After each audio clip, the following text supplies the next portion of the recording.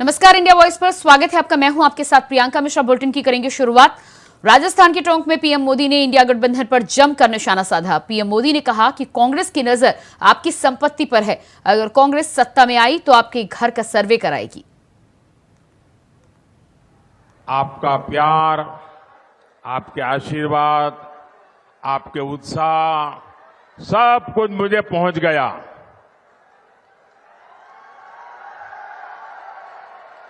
अब मैं अपनी बात पहुंचाऊं। आज राम भक्त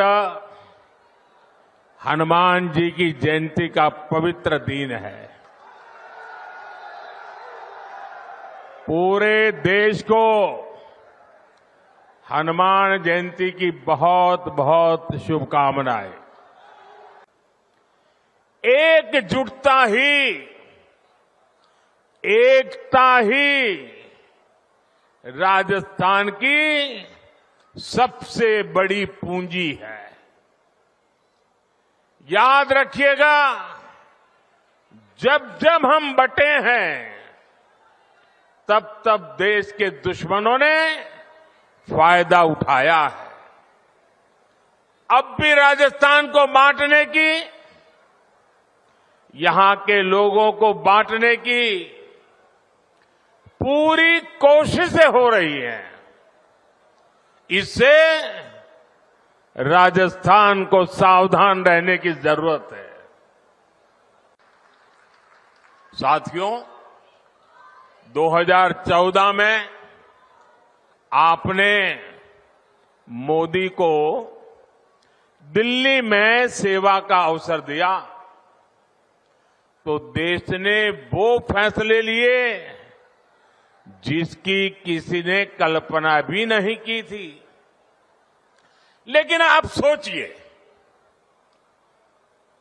अगर कांग्रेस 2014 के बाद भी और आज भी अगर दिल्ली में कांग्रेस की सरकार होती तो क्या क्या हुआ होता। कांग्रेस होती तो जम्मू कश्मीर में आज भी हमारी सेनाओं पर पत्थर चल रहे होते। चलते कि नहीं चलते? कांग्रेस होती तो सीमा पार से आकर दुश्मन आज भी हमारे जवानों के सिर काटकर ले जाते।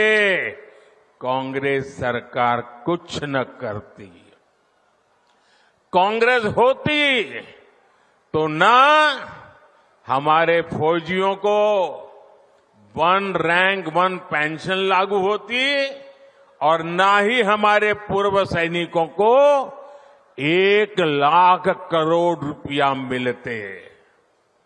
कांग्रेस होती तो देश में आए दिन देश के कोने कोने में सीरियल ब्लास्ट, बम धमाके होते ही रहते, निर्दोष लोग मरते ही रहते।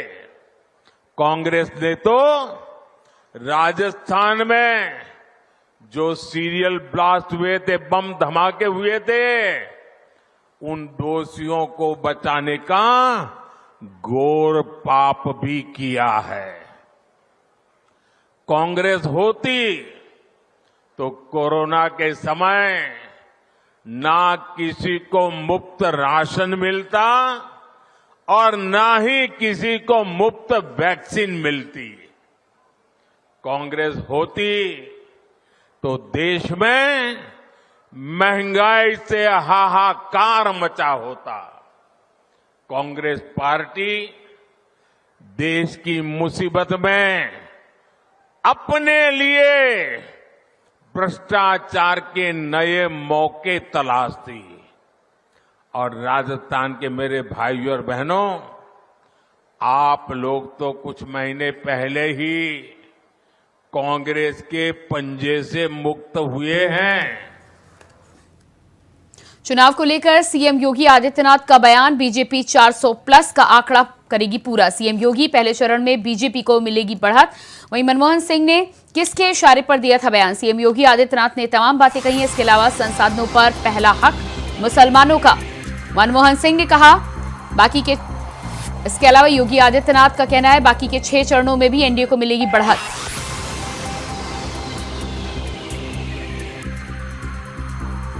कांग्रेस और समाजवादी पार्टी ने किया विभाजन।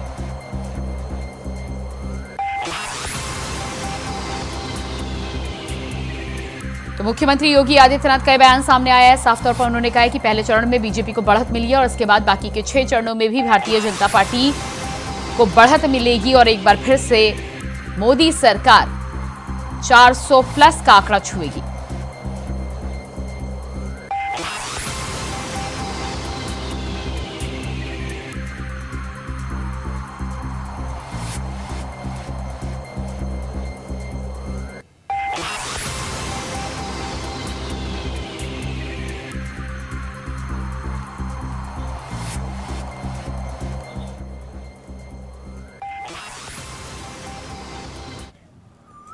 इतने लोग अगर कांग्रेस के कुशासन के कारण देश के अंदर वंचित थे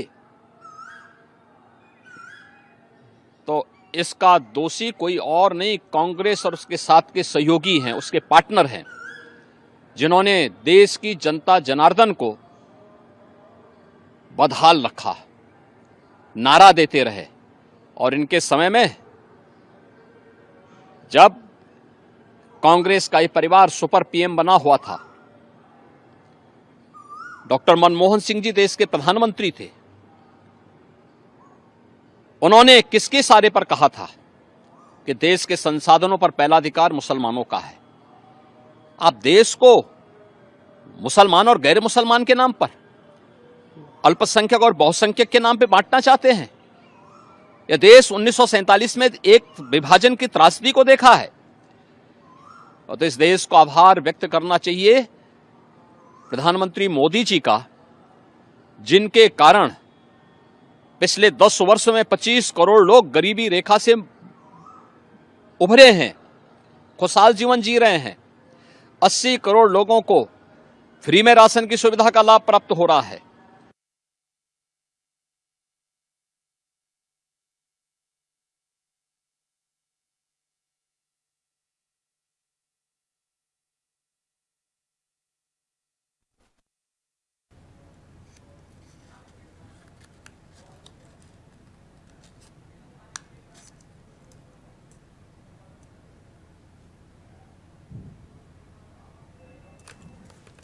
और इसी खबर पर हमारे साथ लखनऊ से ब्यूरो चीफ प्रियम पाठक जुड़ चुके हैं। जी प्रियम, जिस तरह से मुख्यमंत्री योगी आदित्यनाथ का बयान निकलकर सामने आ रहा है, साफ तौर पर 400 प्लस का आंकड़ा छूने की बात कर रहे हैं और इसके अलावा उनका ये भी कहना है कि एक बार फिर से सरकार बनने वाली है।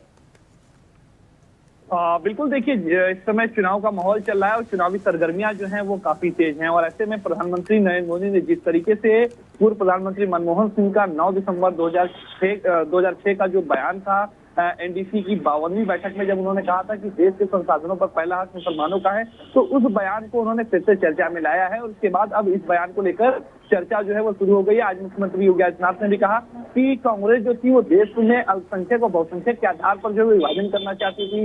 देश के अंदर बंटवारा जो था पहले हो चुका था और एक बार फिर अब कांग्रेस जो देश के अंदर बंटवारा करने की जो है वो बात और उसकी रणनीति जो थी वो थी। इस बात को उन्होंने साफ तौर पर इस बात को लेकर हमला भी बोला और उन्होंने कहा कि अब जो सरकार 2014 के बाद से आई है उसने किसी भी योजना में किसी भी तरीके का भेदभाव नहीं किया है, ना मुसलमानों को लेकर, ना हिंदुओं को लेकर या किसी भी समुदाय को लेकर।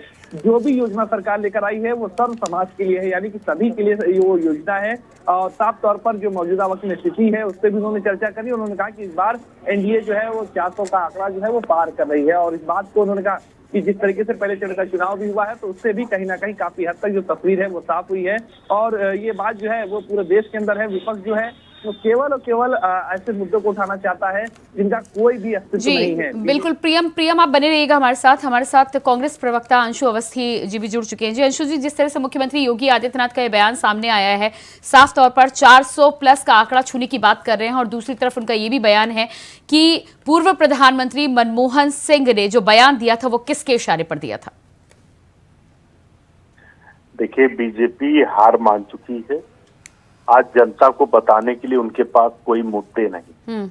इसलिए कांग्रेस के डॉक्टर मनमोहन सिंह जी के, जिन्होंने इस देश के लोगों का 72,000 करोड़ किसानों का कर्ज माफ किया, भोजन का अधिकार, सूचना का अधिकार, भूमि अधिग्रहण बिल, तो तमाम जन कल्याणकारी योजनाएं लाने का काम कांग्रेस ने किया था। और आज बीजेपी उन 10 सालों में देश को पीछे ले गई है। इसलिए डॉक्टर मनमोहन सिंह जी के, कांग्रेस पार्टी के बयानों को तोड़ मरोड़ कर पेश कर रहे हैं। मुझे आप बताइए, इस देश के संसाधनों पर हक किसका होना चाहिए? इस देश के दलितों का होना चाहिए कि नहीं? नहीं, लेकिन आप ये बताइए, देश के संसाधनों पर तो सबका हक होना चाहिए ना। फिर चाहे कांग्रेस हो चाहे बीजेपी, एक तरफ आप कहते हैं कि केवल पहला हक अल्पसंख्यकों का है, दूसरी तरफ भारतीय। आप प्रवक्ता मत बनिए, मेरी बात सुनिए। नहीं अंशु अवस्थी जी, प्रवक्ता बनने की बात नहीं है, लेकिन अगर मेरी बात सुनिए, आप प्रवक्ता मत बनिए, मेरी बात सुनिए पहले। आप नहीं, प्रवक्ता में बिल्कुल नहीं, आप जवाब दीजिए जी, जवाब दीजिए। मेरा सवाल आपने किया तो जवाब सुनिए, हिम्मत रखिए जवाब सुनने की। नहीं, आपको हिम्मत दर्द क्यों होने लगता है? अंशु जी, मैं पूरा समय दे रही हूँ, आप अपना जवाब दीजिए, लेकिन मैं काउंटर सवाल कर सकती हूँ जी। देखिए, मैंने क्या कहा कि इस देश के संसाधनों पर पहला हक किसका होना चाहिए? दलितों का, जो शोषित है, जो पीड़ित है, पिछड़ों का होना चाहिए, अल्पसंख्यकों का होना चाहिए। लेकिन बीजेपी किसका हक बनाती है? अडानी अंबानी का। आज देश की जो 94% नेटवर्थ है वो किसके पास है? देश के चुनिंदा 2-3-1% लोगों के पास है। तो हमारी लड़ाई तो इसी बात की है, इस देश के संसाधनों पर पहला हक इस देश के दलितों, पिछड़ों, अल्पसंख्यकों का होना चाहिए, गरीबों का, शोषितों का होना चाहिए, जो कमजोर हैं। और अगर एक जाति को देती है। अंशु जी, सवाल सुन लीजिएगा, उसके बाद आगे आप अपना जवाब पूरा करिएगा। अगर मान लीजिए आप ये 3 लोगों को गिना रहे हैं, इस वर्ग के अलावा अगर किसी दूसरी जाति से संबंध कोई रखता है, और अगर पैसों के हिसाब से अगर कोई व्यक्ति पिछड़ा हुआ है, अभी उस तरह की तरक्की नहीं मिल पाई है, तो आप उसको हक नहीं देंगे? इस देश के संसाधन पर क्या उसका हक नहीं है? शायद आप मेरी बात सुन नहीं पाई। मैंने कहा इस देश के संसाधनों पर सबसे पहला हक दलितों का, पिछड़ों का, अल्पसंख्यकों का, जो कमजोर, शोषित, पीड़ित, गरीब हैं, आर्थिक रूप से कमजोर हैं, उनका जी। अंशु जी, गरीब आपने अब जोड़ा है। नहीं, ठीक है, आप जोड़ दिया। चलिए, आपने कहा कब जोड़ दिया, आपका धन्यवाद। पत्रकार और चौथा स्तंभ जो होता है वो हमेशा रास्ता दिखाता है, तो आपने भी रास्ता दिखा दिया। लेकिन बीजेपी ने किसको पहला अधिकार दिया? इस देश के जितने सरकारी संस्थान थे जहां युवा नौकरी पा सकते थे, वो युवा दलित भी हो सकते थे, पिछड़े भी हो सकते थे, सामान्य भी हो सकते थे, अल्पसंख्यक भी हो सकते थे। उनको किसको बेच दिया? अडानी को बेच दिया कि नहीं? एयरपोर्ट बेच दिया, रेल बेच दिया, भेल बेच दिया, गैस बेच दिया। तो हम तो यही लड़ाई है। पहले मुख्यमंत्री जी ये पूछें कि सब कुछ प्रधानमंत्री ने, बीजेपी ने अडानी को या उनके उद्योगपति मित्रों को क्यों दे दिया? इस देश के युवाओं को नौकरी मिलनी चाहिए, हमने न्याय पत्र में वादा किया है। बीजेपी अपने घोषणा पत्र में क्यों नहीं लिख पाई कि हम युवाओं को रोजगार देंगे? नहीं, ठीक है अंशु जी, लेकिन हाँ अंशु जी, लेकिन ठीक है, अभी आपने अंशु जी, क्योंकि जो पहले बोला था वो सब झूठ साबित हुआ।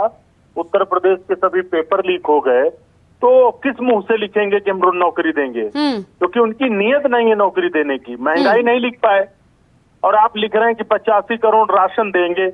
यानी कि आपने लिख दिया कि आगे 5 साल तक भाजपा के पास कोई ब्लूप्रिंट देश के युवाओं की नौकरी को लेकर नहीं है, कोई महंगाई कम करने को लेकर नहीं है, रोजगार को लेकर नहीं है। आप सिर्फ राशन पे टिकाए रखना चाहते हैं। क्या सिर्फ राशन से देश आगे बढ़ जाएगा? मैं आपको राशन देता हूं, आप न्यूज चैनल में सिर्फ काम करेंगी, रिपोर्टिंग करेंगी, सिर्फ राशन देता हूं मैं आपको। नहीं अंशु जी, ठीक है, आप तमाम योजनाओं का जिक्र कर रहे हैं, लेकिन कांग्रेस की भी बात कर लें तो आप तमाम जिस तरह से आप अल्पसंख्यक कानूनों को, अंशु जी सवाल तो सुन लीजिए, अंशु जी सवाल तो सुन लीजिए। मेरा एक सवाल है आपसे। अरे मेरा पहले, अंशु जी आप जवाब देने के लिए इंडिया वॉइस में आए ना, सवाल सुन लीजिए अंशु जी। सवाल किए, मेरा भी एक सवाल। अब फिर अंशु जी ऐसे में आप और मैं लड़ेंगे तो किस तरह से जनता आपको सुनेगी? आप मुझे बताएं। लड़ेंगे नहीं, मेरा एक सवाल है, सवाल आप भी सुन लीजिए। सारे सवाल आप कर रहे हैं, हम भी कर लें। अगर न्यूज चैनल सिर्फ आपको राशन दे और कहे आप न्यूज चैनल में काम करो, आप करोगे काम? नहीं, बिल्कुल नहीं काम करूंगी। क्यों करूंगी? फिर तो देश के लोग सिर्फ राशन पे टिके रहे? नहीं, तो आप मेरा सवाल तो सुनिए। ठीक है, आप मेरा सवाल सुनिए। आप अच्छी स्कूलिंग। अरे अंशु जी, मैंने कहा कि आप सारी मांगे गलत उठा रहे हैं, लेकिन सवाल तो सुनिए ना, सवाल तो सुनिए। जिस तरह से आप ये कह रहे हैं कि राशन पे केवल काम नहीं चलेगा, ऐसे में अब आपने ये जो सुधार किया है, अभी 4-5 वर्गों का आप नाम लेते हुए नजर आए हैं, ये वर्ग का नाम उस समय के पूर्व प्रधानमंत्री को भी लेना चाहिए था। और अगर मान लीजिए नहीं भी हुआ है, वो इतिहास था, जो हुआ वो हो गया, तो अब आपकी पार्टी को यहां पर खंडन करके अपना जो नैरेटिव है उसे क्लियर करना चाहिए ना, कि कांग्रेस ये चाहती है उस बयान को तोड़ मरोड़ कर ना देखा जाए।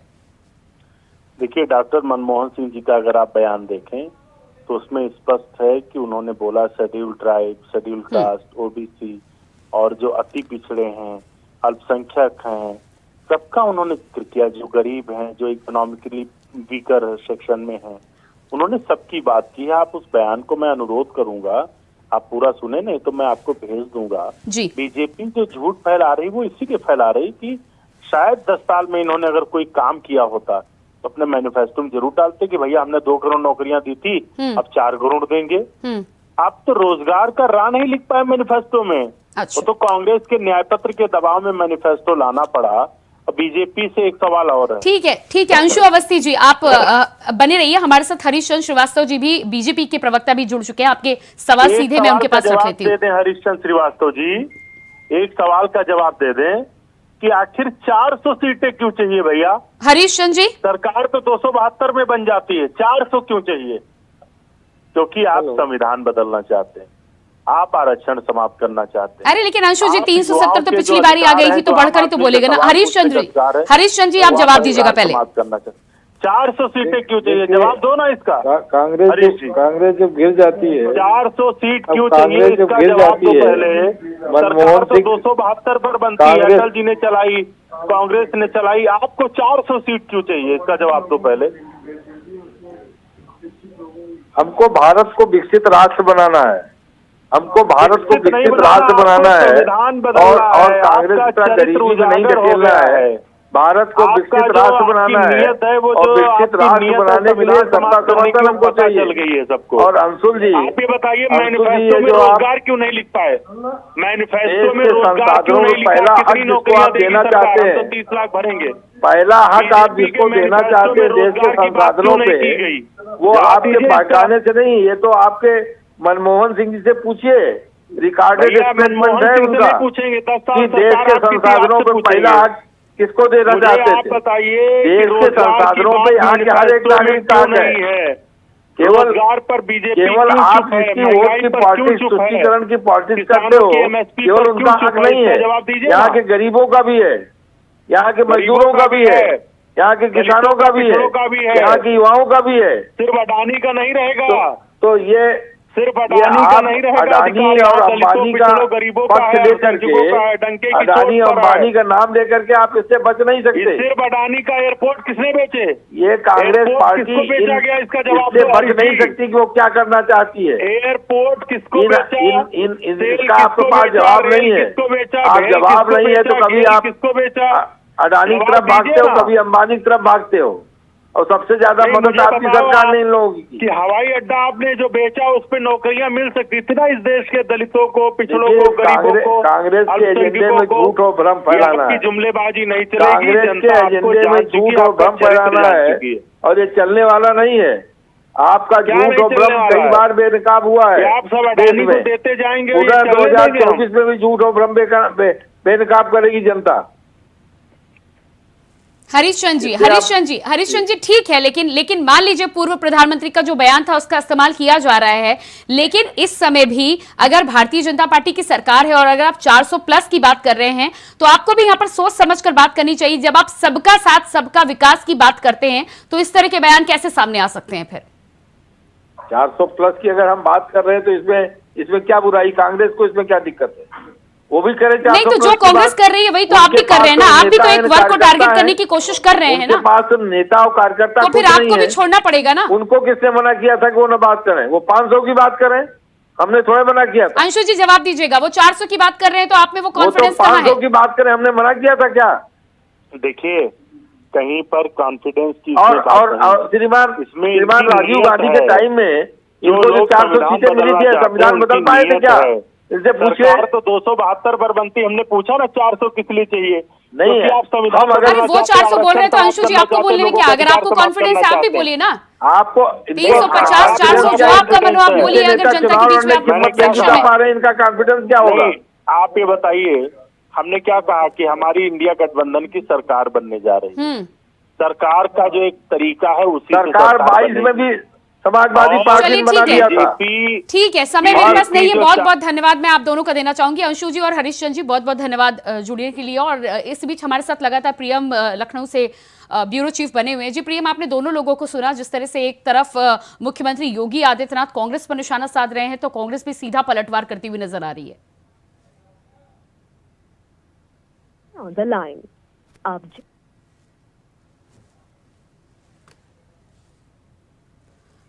तो लगातार आपको बता दें कि जिस तरह से भारतीय जनता पार्टी और कांग्रेस दोनों के ही प्रवक्ता यहां पर बातचीत कर रहे थे, साफ तौर पर एक तरफ से भारतीय जनता पार्टी और मुख्यमंत्री योगी आदित्यनाथ की तरफ से कांग्रेस के पुराने बयानों को लेकर निशाना साधने की कोशिश की जा रही है। लगातार लोकसभा चुनाव के दूसरा चरण 26 अप्रैल को मतदान होने हैं और ऐसे में सियासी घमासान जो है वो उत्तर प्रदेश से लेकर देश के अलग अलग हिस्सों में बना हुआ है। मुख्यमंत्री योगी आदित्यनाथ के बयान के बाद उत्तर प्रदेश में राजनीतिक पारा एक बार फिर से हाई हो चला है।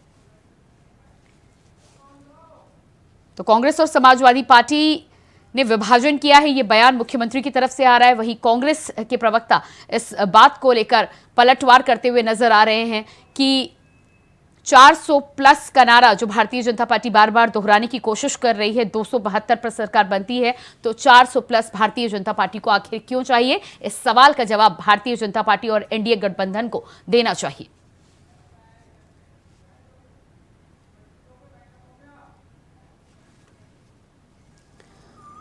इतने लोग अगर कांग्रेस के कुशासन के कारण देश के अंदर वंचित थे तो इसका दोषी कोई और नहीं, कांग्रेस और उसके साथ के सहयोगी हैं, उसके पार्टनर हैं, जिन्होंने देश की जनता जनार्दन को बदहाल रखा, नारा देते रहे। और इनके समय में जब कांग्रेस का ये परिवार सुपर पीएम बना हुआ था, डॉक्टर मनमोहन सिंह जी देश के प्रधानमंत्री थे। तो लगातार जिस तरह से कांग्रेस और बीजेपी एक दूसरे पर पलटवार करते हुए नजर आ रहे हैं, हमारे साथ एक बार फिर से लखनऊ से ब्यूरो चीफ प्रियम पाठक जुड़ चुके हैं। जी प्रियम, जिस तरह से कांग्रेस और भारतीय जनता पार्टी के प्रवक्ता लगातार एक दूसरे पर आरोप प्रत्यारोप करते हुए नजर आ रहे थे, क्या लग रहा है आपको? एक तरफ मुख्यमंत्री ने पूर्व प्रधानमंत्री के बयान को याद दिलाया है, तो दूसरी तरफ कांग्रेस इस बात पर सवाल कर रही है कि भारतीय जनता पार्टी और एनडीए गठबंधन को 400 प्लस क्यों चाहिए? बिल्कुल प्रियंका, देखिए चुनाव का वक्त है और आरोप प्रत्यारोप का जो दौर है वो उस समय जारी है। और जो ये प्रधानमंत्री जी का बयान है पूर्व प्रधानमंत्री मनमोहन सिंह का, उसको प्रधानमंत्री नरेंद्र मोदी ने उठाया था और उसके बाद अब पूरी बीजेपी कह सकते हैं एक तरीके से कांग्रेस पे हमलावर है। और आज योगी आदित्यनाथ ने भी बाकायदा जो है कांग्रेस को उनके पूर्व प्रधानमंत्री जो मनमोहन सिंह से जो 2006 में 9 दिसंबर 2006 को एनडीसी की जो 52वीं बैठक थी उस पर उनका स्टेटमेंट था और उन्होंने कहा था कि देश के संसाधनों पर पहला हाथ मुसलमानों का होना चाहिए। तो अब उसको लेकर कह सकते हैं पूरी बीजेपी अब कांग्रेस पर हमलावर है। बीजेपी का कहना है कि आखिर क्यों देश के अंदर जो है वो विभाजन की जो राजनीति है वो कांग्रेस करती रही है। अब जो है देश के अंदर कहीं पर भी कोई जाति के आधार पर, धर्म के आधार पर कोई भी योजना जो है वो लागू नहीं की जाती है। देश के अंदर जितनी भी गरीब कल्याणकारी योजनाएं हैं वो सभी। जी बिल्कुल प्रियम, इस तमाम जानकारी के लिए बहुत शुक्रिया आपका। और इसी के साथ फिलहाल इस बुलेटिन में इतना ही। खबरों का सिलसिला जारी रहेगा। नमस्कार।